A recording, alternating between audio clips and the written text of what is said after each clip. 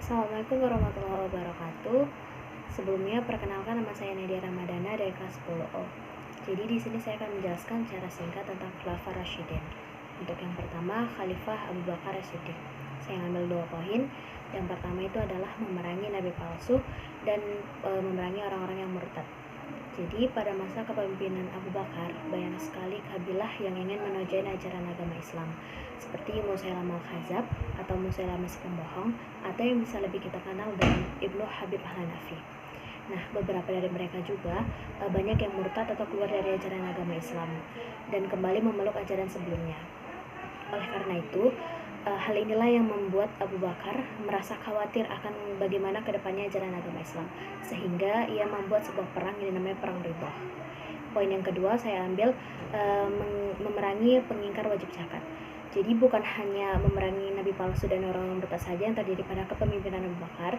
Pada masa beliau juga banyak sekali orang yang tidak mau tunduk atau patuh kepada beliau dan juga tidak mau membayar zakat.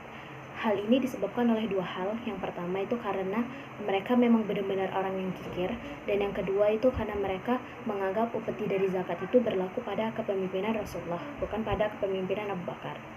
Untuk yang kedua, Khalifah Umar bin Khattab. Saya ambil poin yang pertama, wasiat Abu Bakar.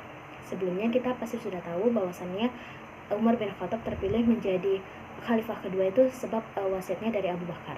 Sebelum itu, Abu Bakar pernah bertemu dengan beberapa orang Islam bijaksana di sebuah masjid, dan ia berkata, "Setujukah kalian jika aku memilih Umar bin Khattab sebagai khalifah selanjutnya? Patuhi dan taatilah dia."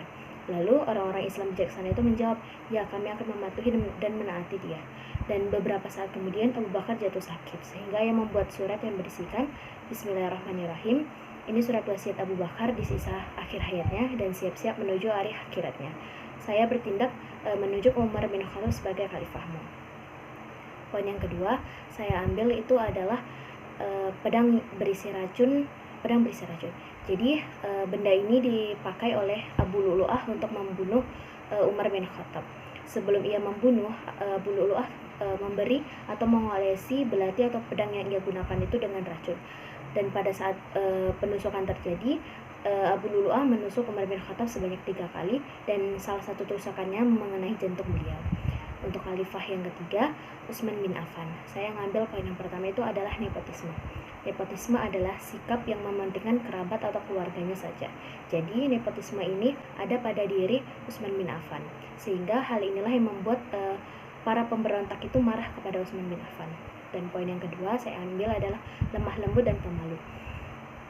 Utsman bin Affan terkenal dengan sikap lemah lembut dan pemalunya, atau lemah lembut dan pemalu ini adalah ciri khas yang ada pada diri Utsman bin Affan. Tetapi Rasulullah SAW pernah berkata bahwasannya Utsman bin Affan adalah orang yang tegas dalam berperang. Untuk khalifah yang keempat, Ali bin Abi Thalib. Saya ambil poin yang pertama itu adalah dijamin masuk surga.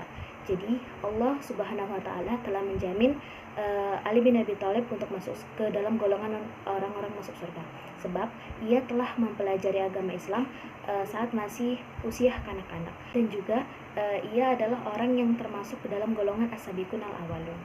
Untuk poin yang kedua, saya ngambil perang Nahrawan.